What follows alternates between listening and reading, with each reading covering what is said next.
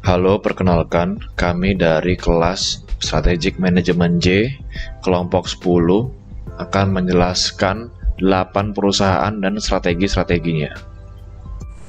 Samsung. Strategi utama Samsung adalah melakukan strategi intensif melalui penetrasi pasar.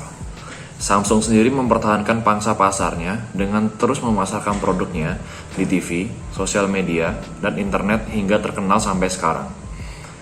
Branding Samsung merupakan salah satu branding terkuat di perusahaan smartphone karena mereka memang kuat di marketing dan memiliki budget besar hingga 1,98 miliar dolar Amerika Serikat pada tahun 2019. Strategi Samsung saat corona adalah strategi defensif dengan menggunakan strategi pengurangan. Berdasarkan laporan yang dibuat Sam Mobile, Samsung Electronics telah memangkas kuota pesanannya untuk memproduksi ponsel pintarnya. Setidaknya 50% pesanan komponen dan suku cadang Samsung dipangkas secara global. Xiaomi Xiaomi menggunakan strategi intensif melalui pengembangan produk. Pendiri dan CEO Xiaomi, Lei Jun, mengatakan tujuan akhir perusahaan adalah membuat barang-barang bagus tapi murah. Strategi penetapan low pricing berhasil merebut pangsa pasar dunia, menempati peringkat keempat. Di saat adanya pandemi sendiri, Xiaomi juga tetap berjualan melalui online store. Saat ini, 30% penjualan Xiaomi adalah penjualan online. Xiaomi memperhatikan filosofi design as you build, menggabungkan feedback Mi fans secara konstan di semua tahap pengembangan produk baru. Keunggulan kompetitif Xiaomi didasarkan pada biaya murah, produk, dan layanannya. Secara sederhana, murahnya harga produk dan layanan Xiaomi menjadi alasan utama konsumen membeli produk dan layanan tersebut. Apple menggunakan strategi intensif dengan pengembangan produk. Apple sendiri berfokus pada pengalaman pelanggan. Pengalaman pelanggan yang baik adalah salah satu pilar strategi bisnis Apple. Misalnya, menggunakan produk Apple apapun sangatlah mudah. Pelanggan membuka kotak, mencolokkan listrik, menyalakan, dan mulai menggunakan produk. Tidak perlu menginstal atau mengunduh apapun. Strategi bisnis Apple juga sedang beralih dari mengandalkan penjualan iPhone ke memprioritaskan bisnis dan layanan divisi lainnya. Berikutnya adalah Starbucks. Starbucks menggunakan strategi yang berdasarkan dari teori generik Michael Porter, yaitu strategi diferensiasi. Diferensiasi adalah memberi keunggulan yang berbeda dari kompetitor-kompetitor lainnya mereka. Jadi contoh dari Starbucks adalah mereka menawarkan retail restoran, mereka menawarkan retail kopi dan teh, minuman, dan juga hiburan.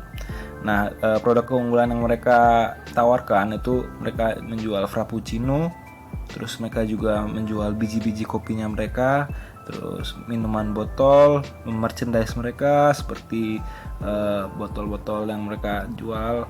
Habis itu ada baked goods, yaitu seperti bakery dan juga made to order beverages, yaitu minuman yang bisa di custom langsung sesuai dengan permintaan customer.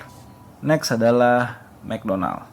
McDonald menggunakan strategi pengembangan pasar untuk beradaptasi di negara baru. Nah, contohnya adalah saat McDonald masuki Indonesia. Indonesia mayoritas warganya adalah Muslim, oleh karena itu McDonald menghapuskan semua yang non halal di menunya seperti daging babi dan lain-lainnya agar dapat masuk dalam pasaran Indonesia. Selain itu juga mereka mengembangkan produk-produk baru seperti nasi uduk McDonald, bubur McDonald, perkedel McDonald, dan lain-lainnya. Yang terakhir adalah KFC. KFC adalah fast food restoran yang fokus produknya adalah kepada ayam goreng Kentucky. Nah, strategi yang mereka gunakan adalah strategi pengembangan produk.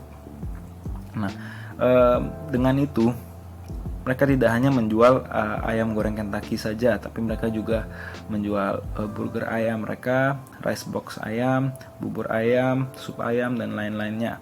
Mereka mengembangkan produk-produk itu agar memberi pilihan yang lebih banyak kepada pelanggan mereka tanpa menggantikan fokus produk mereka, yaitu ayam goreng Kentucky. Halo teman-teman, sekarang saya akan menjelaskan tentang strategi apa saja yang sudah dilakukan oleh Nike. Yang pertama adalah pengembangan pasar. Brand Nike ini terkenal dengan brand yang sangat berani invest di bagian pemasaran. Pemasaran dilakukan dengan berbagai cara, diantaranya dengan iklan dan sponsorship. Nike tidak tanggung-tanggung saat mengeluarkan uang untuk pemasaran. Contohnya seperti tahun 2014, mereka mengeluarkan 3 miliar US dollar atau setara dengan 42 triliun. Dan pada tahun 2016, mereka mengeluarkan sebesar 3,3 miliar US dollar atau setara dengan 46 triliun rupiah. Biaya semal itu hanya digunakan untuk membayar atlet dan selebriti yang dijadikan sebagai bintang iklannya, seperti Tiger Woods, Michael Jordan, Ronaldinho, dan Cristiano Ronaldo, dan kawan-kawan. Oke, sekarang saya akan membahas tentang Adidas. Strategi apa saja yang sudah dilakukan oleh Adidas, yaitu pengembangan produk. Jadi Nike sama Adidas ini adalah brand yang menjual produk yang hampir-hampir mirip, tetapi Adidas ini memiliki ikonik, yaitu dimana dia bisa memadukan style sports dan lifestyle, sehingga tidak perlu hanya atlet yang menggunakan, tapi kayak orang-orang yang menyukai style bisa menggunakan produk Adidas ini.